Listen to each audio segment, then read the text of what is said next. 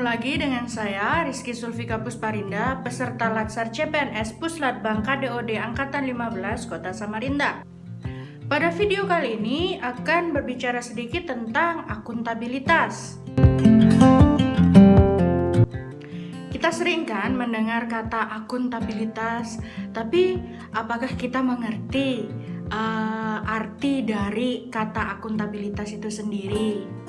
Akuntabilitas adalah kewajiban untuk mempertanggungjawabkan tugas dan tanggung jawab yang diberikan kepada setiap individu, kelompok, atau institusi guna memenuhi apa yang menjadi amanahnya.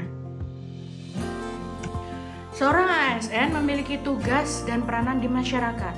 Tugas tersebut harus dilaksanakan sebagai wujud dari tanggung jawab yang diemban. Selain itu, untuk tercapainya tujuan yang diberikan, seorang ASN juga wajib memberikan laporan pertanggungjawaban kepada atasannya dan masyarakat sebagai pengguna layanan. Terdapat 5 aspek akuntabilitas. Yang pertama adalah hubungan, hasil, laporan, konsekuensi, dan juga kinerja. Hubungan di sini adalah hubungan antara dua pihak, baik itu individu, kelompok, maupun institusi dengan negara dan juga masyarakat. Jadi pemberi wewenangan itu harus memberikan arahan dan juga bimbingan, sedangkan yang diberi kewenangan itu harus menjalankan tugas yang diberikan tadi. Jadi ada hubungan antara pemberi kewenangan dan juga orang yang diberi kewenangan. Jadi ada komunikasi di antara dua pihak tersebut. Yang kedua adalah hasil dari tugas yang diberikan harus dilaksanakan dengan penuh tanggung jawab untuk mencapai keberhasilan yang disepakati antara dua belah pihak, sehingga hasil yang dicapai itu dapat maksimal. Aspek yang ketiga adalah laporan. Nah, dari semua kegiatan yang sudah dilakukan itu harus ada laporan yang jelas. Jadi harus ada bukti bahwa kegiatan tersebut memang dilaksanakan.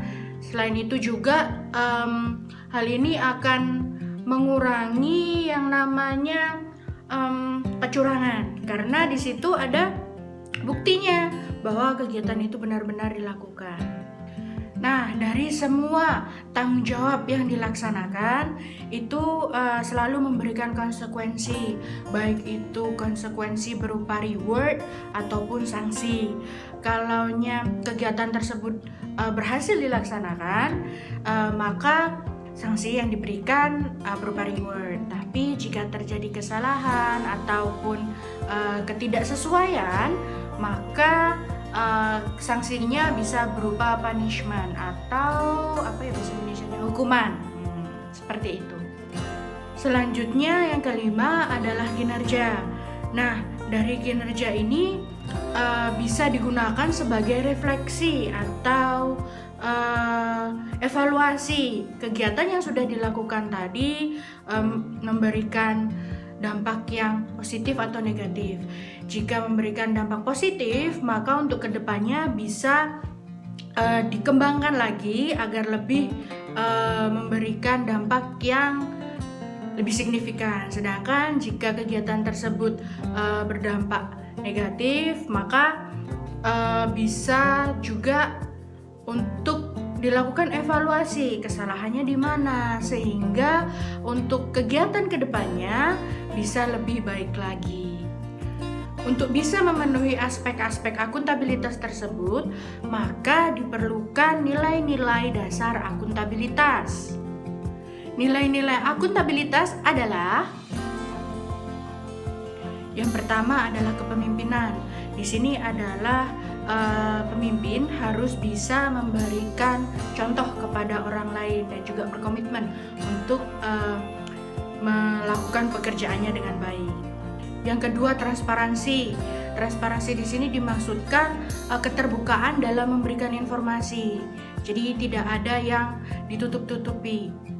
Seperti itu. Yang ketiga, integritas.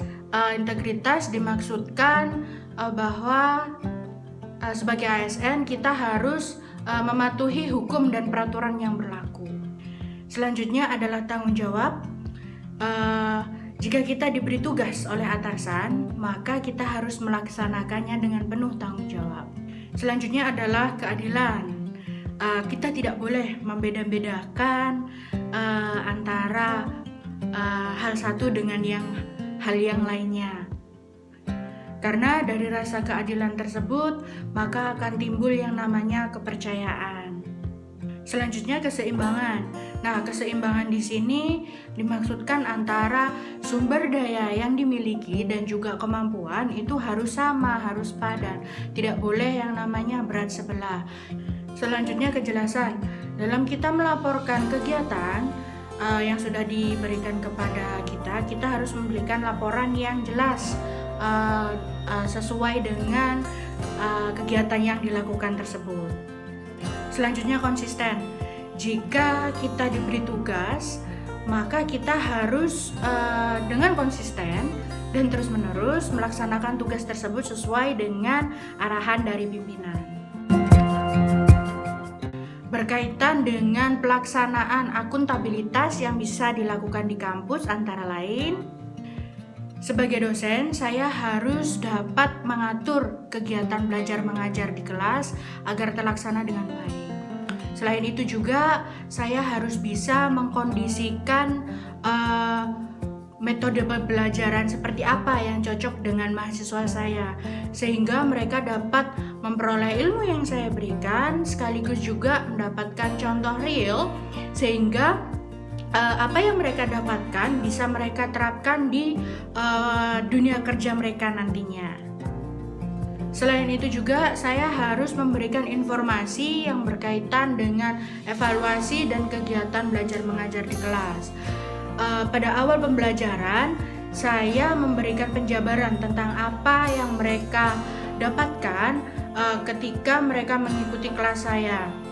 Selain itu juga saya menjelaskan tentang bagaimana saya mengevaluasi kegiatan mereka, sehingga mereka mendapatkan gambaran apa yang harus mereka lakukan di kelas saya agar mereka dapat mencapai hasil yang maksimal. Sama halnya dengan saya menjelaskan peraturan yang berlaku di kelas saya.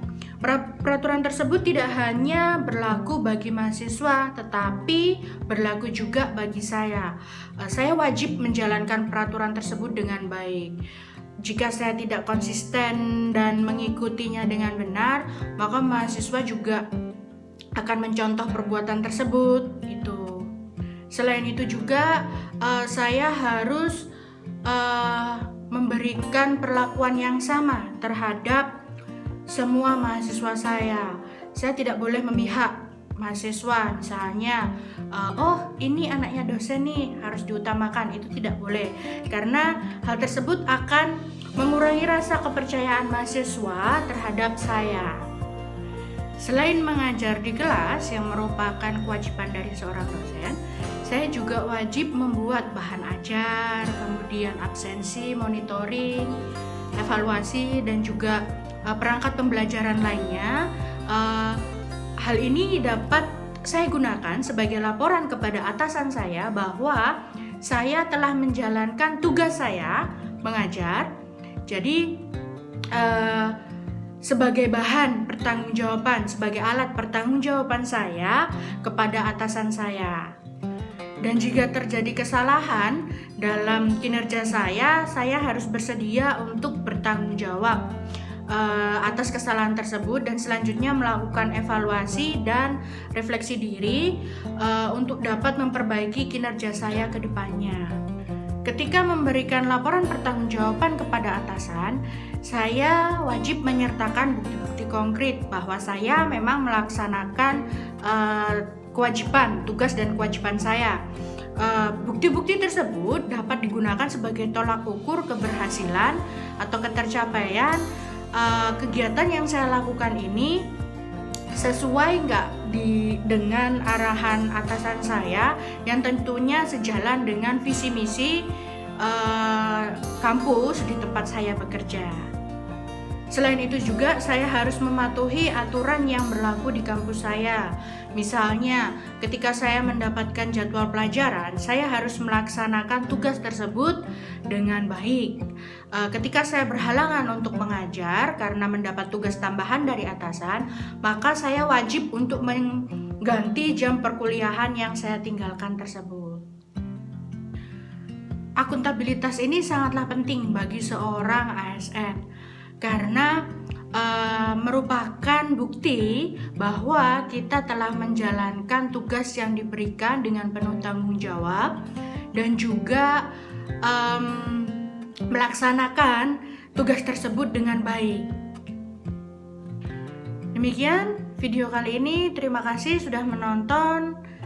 Sampai bertemu di video selanjutnya.